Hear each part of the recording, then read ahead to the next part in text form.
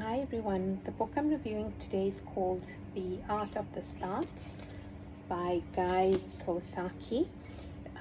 If you're an entrepreneur or running a side hustle or a startup, I would definitely recommend this book. It's quite an easy read, loads of wisdom that he shares, and what I like is how much this book is steeped in realism. So Guy is very authentic and actually shares the real picture of what it takes to run a business and truly the art of the start. I love that his book and all its chapters are the art of. So everything that he goes through and he discusses is the art of branding or public speaking or the art of starting up.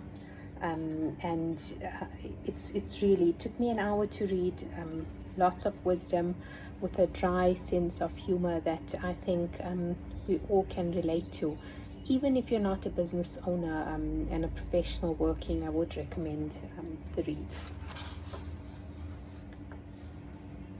To my children, Nick, Noah and Noemi, a child is the ultimate starter and I have 3. This makes me rich. And I think just in the beginning to start the book in this way will sets the tone in terms of how this book is structured and the way that Guy writes, which is very rich, very enlightening.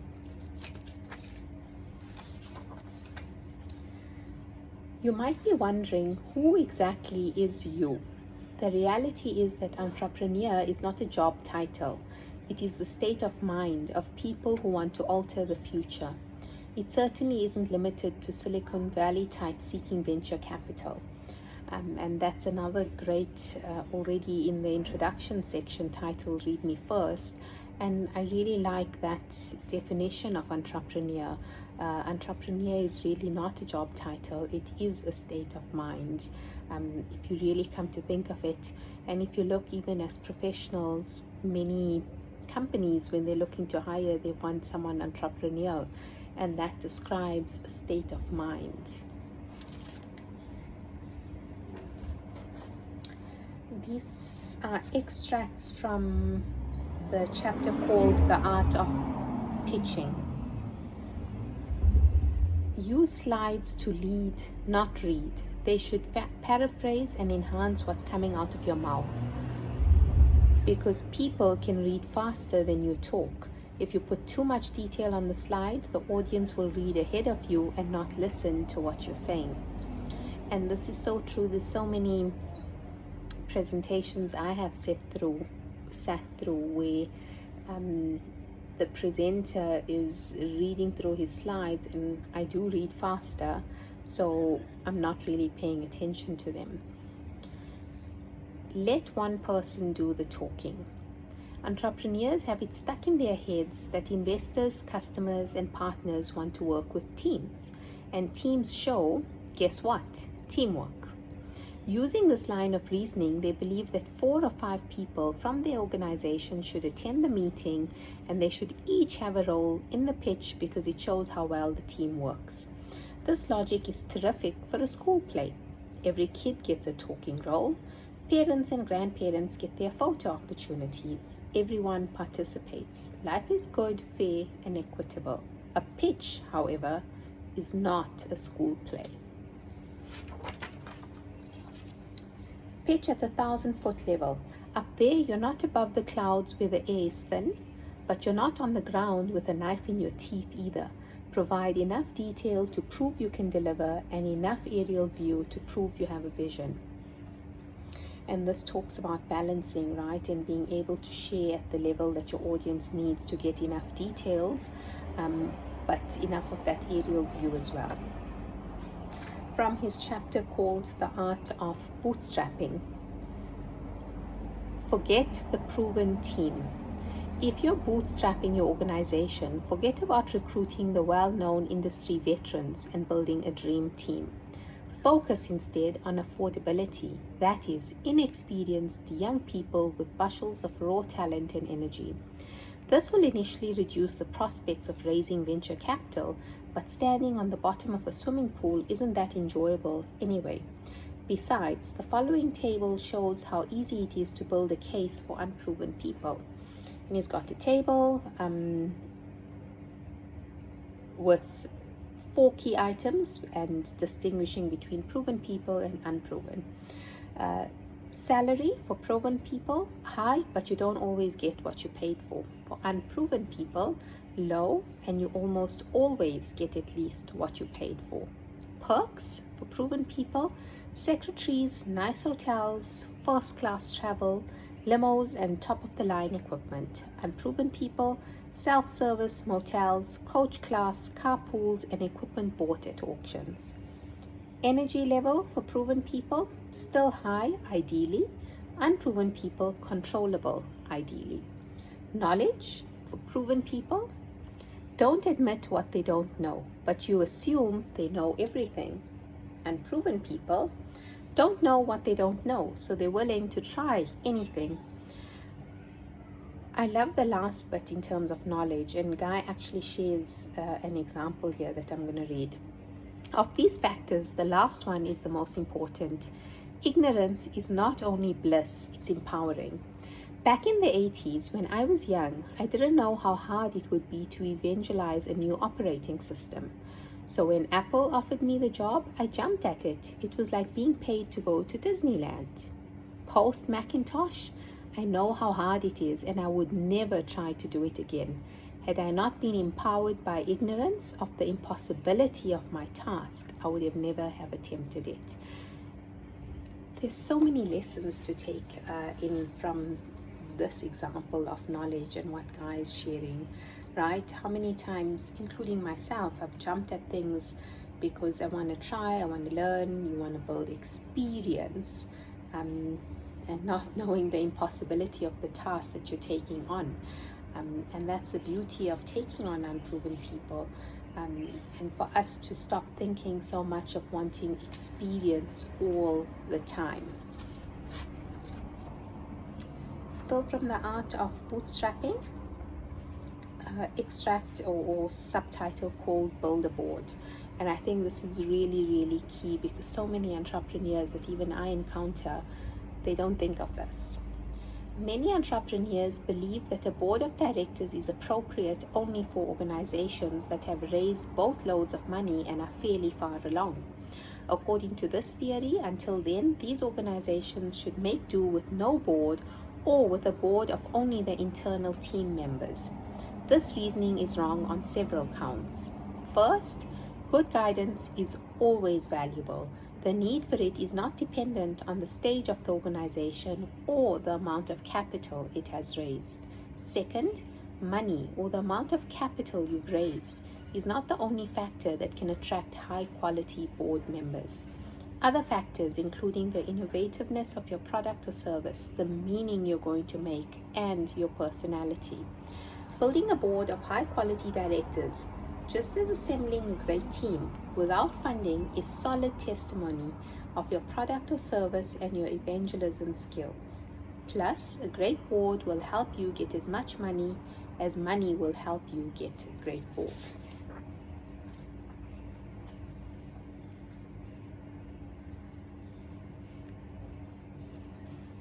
In terms of the art of bootstrapping, there's a section called Execute, and he's got some items that you need to do, and I'm going to read through. 1, set and communicate goals. 2, measure progress. 3, establish a single point of accountability. Now I'm going to read something from here.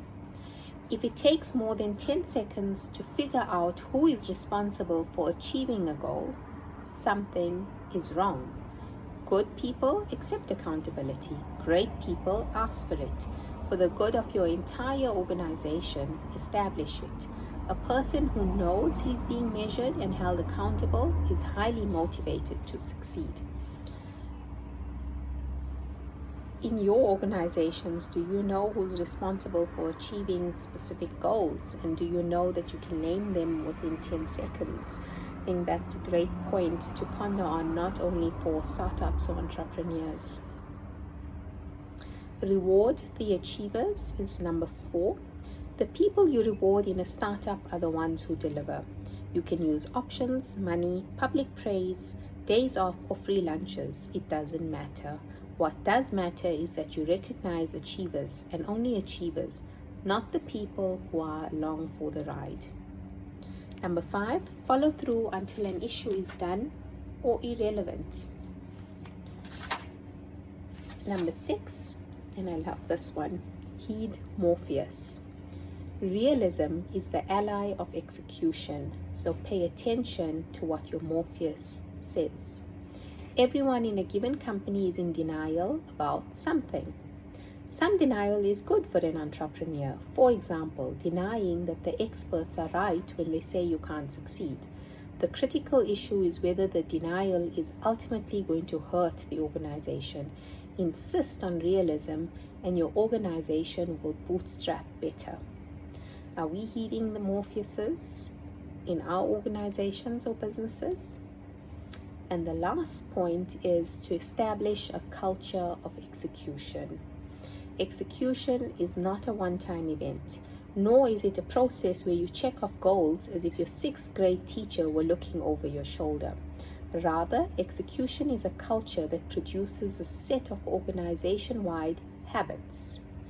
The only way to establish this culture is for the CEO to set the right example, answering inquiries, solving problems, and promoting people who deliver results.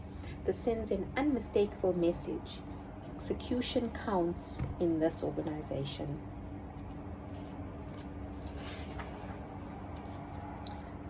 I'm going to now read some extracts from The Art of Recruiting. It is essential to employ, trust, and reward those whose perspective, ability, and judgment are radically different from yours. It is also rare, for it requires uncommon humility, tolerance, and wisdom. This was said by D.W. Hawk. Hire A players. Steve Jobs has a saying that A players hire A players, B players hire C players, C players hire D players. It doesn't take long to get to Z players. The trickle-down effect causes bozo explosions in companies.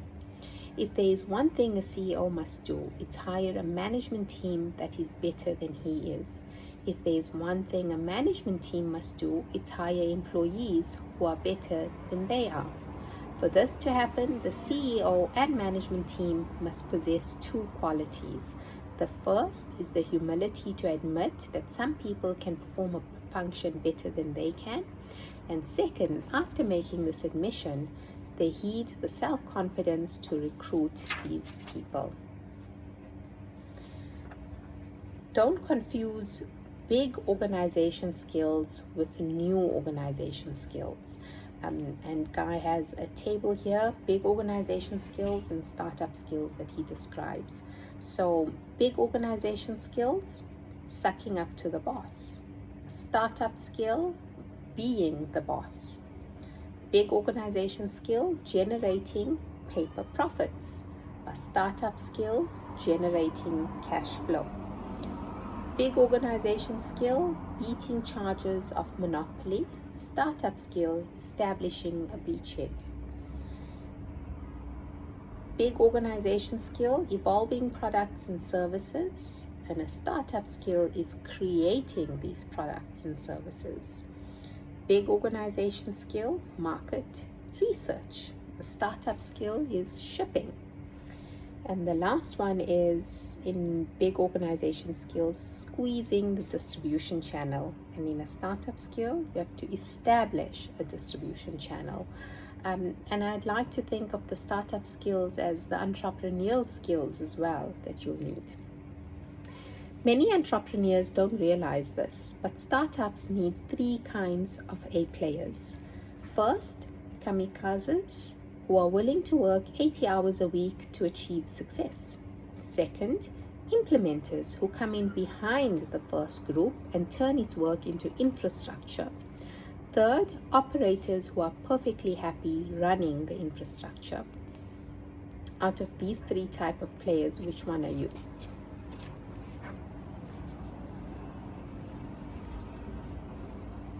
Failure, however, is usually a better teacher than success. In terms of educational background, you want smart people, not necessarily degreed people. These two are not the same. There are two theories in hiring people. Find the candidate who lacks major weaknesses but doesn't have major strengths, or find the candidate who has major strengths even though he has major weaknesses.